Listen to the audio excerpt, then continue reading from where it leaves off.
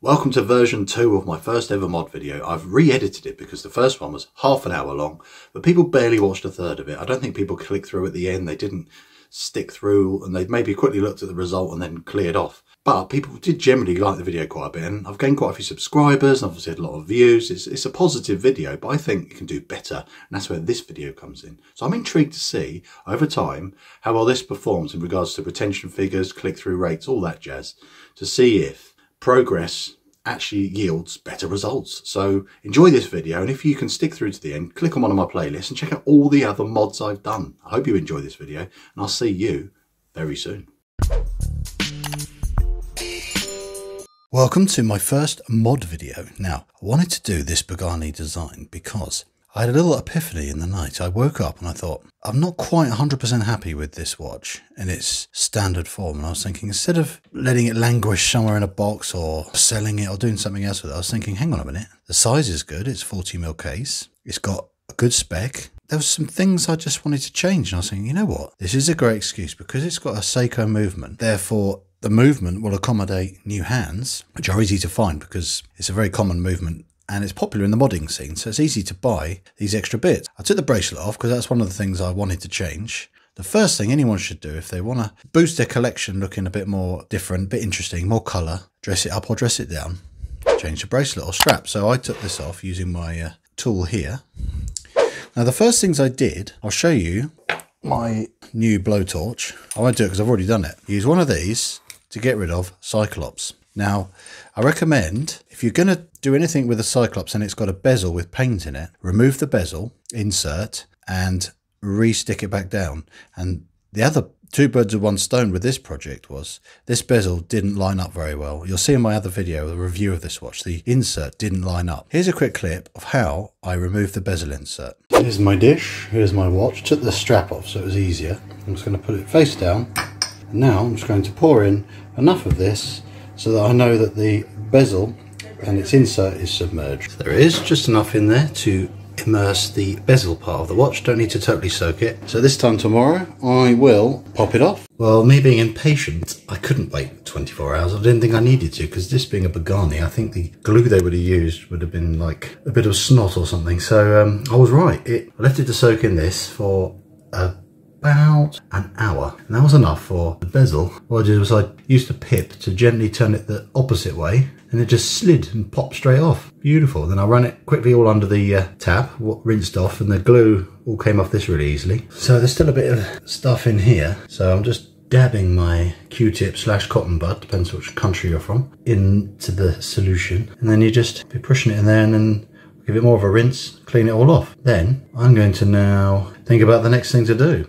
As you see, it's so easy, and I was lucky enough to have some bezel insert stickers at the right size for another project I did on a Vostok, and I had a new bezel insert for that, and it was the correct size sticker for sticking this back in. But while this was out, there was a great opportunity to put the tip of the heat. I'm not going to touch it because obviously I'll burn myself. See the tip of the heat there, and if you at an angle that is as upright as possible, so you're not doing it any obscure angle to possibly do the heat anyway you shouldn't be doing it, aim the tip straight on, and in a matter of seconds the Cyclops literally jumps off because it's heat activated. It was UV activated when they installed it, and the reverse process for removal is intense heat. Now this is the most low damage way of doing it. This cost me £4 on Amazon. I actually used a blowtorch on one of my other watches, which was a little bit more hilarious. Any residue on there you can just polish off with some polywatch. It's good for cleaning as well. I mean, I should use that. You can use other products to clean off any residue. But I used this, it was quite cool. It's meant for polishing acrylic glass, but I do find it has good cleaning properties as well. So now we've got these first jobs out of the way. I'm going to show you what is in this packet here, which arrived today. In here is a baby tarantula, and that is what I wanted to have under the glass because I just love spiders and arachnids. No, it's not really. It's a brand new dial. So this is my first time of actually looking at it. I'll get the watch out of the way. I got this from DLW Mods and Watch Parts. Here's their information here above my finger. This has got upgraded lume, C3. My new hands, which I'll show you in a minute, are also matching that colour with the same grade of lume. The other flaw with the Pagani is the lume is not very good. So for minimal outlay, you can put new bits on your watch. Beautiful. Over white, because I've got a bit of a theme going, and you'll see it when it's all come together at the end. I'll show you the other mod part, which is going to go on here. We've got 3 new hands. All of these 3 hands from 1 second closer. Got these within 4 or 5 days. Really well packaged. As you see, they come in these little tubes. The minute hand. So it's red. The red is going to complement the red that is on the dial. The hour hand is the same design as the minute hand, obviously, but it's shorter. These are called the Final Fantasy hands. And I think that's a really cool name anyway. I think because of the sword shape from the Final Fantasy series. But that's just me guessing. I need to get the movement out so I can get access to taking the dial off and the hands off. Now the way I'm going to do that is with this tool here. This is a case back removal tool. It's adjustable. These parts unscrew and are changeable depending on the size of the little parts here that it will slot into. Adjust this to fit. A good tip, so if you do slip when you're trying to undo it from scratching anything on the back of the watch, place just a little baggie on there, and then, so when you've undone the back, it's quite tight at first, but I've cheated by doing it off screen because it's really difficult to get the purchase on it and hold onto the camera, but as long as you've got the right tools and you're careful and you know these little tricks, you're not going to cause any damage. So now I can, by hand, finish unscrewing this, where it comes, keep it face down so you don't get any fluff or dust under it. Next part of the project is to take the movement ring out. Now I like to use these types of tweezers. These are carbon tweezers. They cost me about £5. They're made by Bezel and they are good because they don't cause any scratching or anything like that. They're not going to cause you problems with your watch. So I've taken the gasket out. So I've got a little mini, just a flathead screwdriver here. I can very carefully get in here, bit of leverage, very carefully. So there's little grooves here, see? I'm just doing a little bit of leverage. So I'm not pressing against the movement. I'm using the case of the watch to get purchase and leverage on. So obviously do not want to do leverage against the movement. Now we've got that loose, I can finish it off with the tweezers or by finger because it's out the watch enough. This is effectively free floating in here. It's not got the movement holder to grip it in the case. So then the only thing that's holding this whole movement in the watch is the crown. Now, the way you remove the crown on this movement is there's a tiny little presser there. You see just the end of these tweezers. Looks like it's got a little dimple there. That is a lever. So when you press that at the same time as pulling this out, after you've obviously unscrewed it first, it will come straight out. So on my little tool here, I've just converted it so it's got it's just the pointy end effectively. I'm going to press down gently on that little tab I showed you earlier. And I can use another tool if I can't quite get a purchase on it with my finger, just to pull the crown out. So there you go. Pulled that in, out it comes. You can see how I've got my collection of bits I've taken off the watch. Keep them safe. You could place that on there so that when you turn the watch over, it's gently going to be resting on something that's got no fluff or anything that's going to be sticking up that could get caught up in that the mainspring of the movement. So now that just literally lifts off, and there we have it. Now I need to get on with the next task, which is to get these hands off. So I'll show you the bits I need to get these hands off. Also, I'll put the crown back in because I wanted to adjust the time to bang on 1 o'clock. And you can actually do it anytime you like, as long as when you take these hands off and you put the new ones back on, it helps you know that the mechanism inside is geared up and lined up for 1 o'clock. It's not so much of an issue as well if you're losing the date reading capabilities. I got this just because it's easier. But what you do is you get your Bezel or equivalent. You can even make these. You can make these out of different things. But this is, I know, it's just going to slip under here very carefully. Slide that under.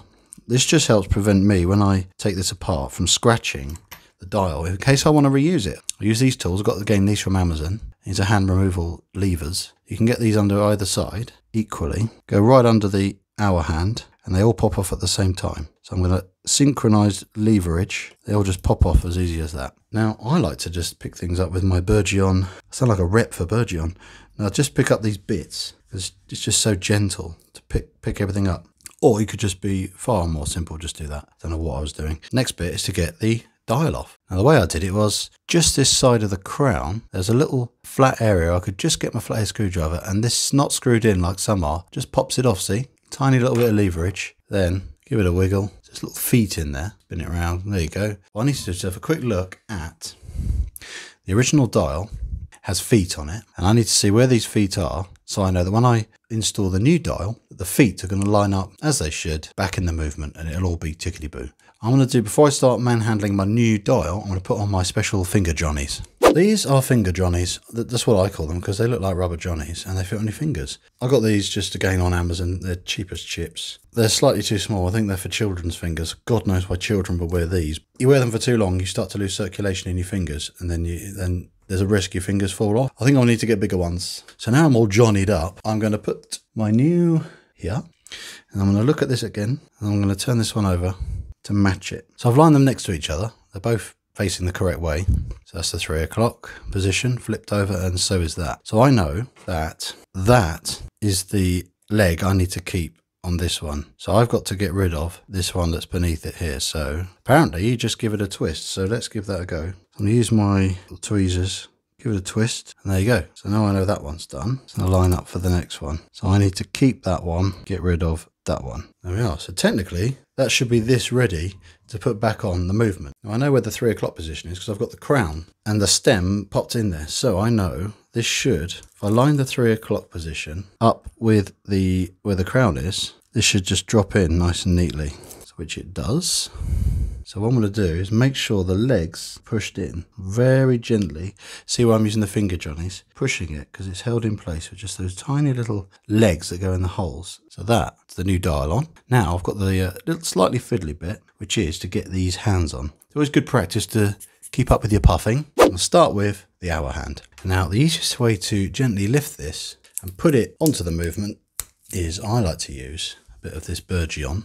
It's like blue tack, but different adhesion capabilities. In my other hand, I want to make sure I've got ready hand pusher. There are other types available, but what I'm going to do is very carefully lay this over and aim at the same time for the 1 o'clock position. So it's very loosely in place. I can absolutely fine tune it now. Again, with these tweezers, these don't scratch. Just gently use my pusher to place it and then double check with the tweezers. And if I'm happy with that it's not going to go anywhere, to check it's all engaged. Looks like it is. So it's flat on the spine or spindle in the middle, the spline. So now the next hand I need to put on there is the minute hand. Same again, use my Burgeon, pick it up very carefully, place it at the 12 o'clock, very carefully push it on there. Let's have a closer look, see if that's on.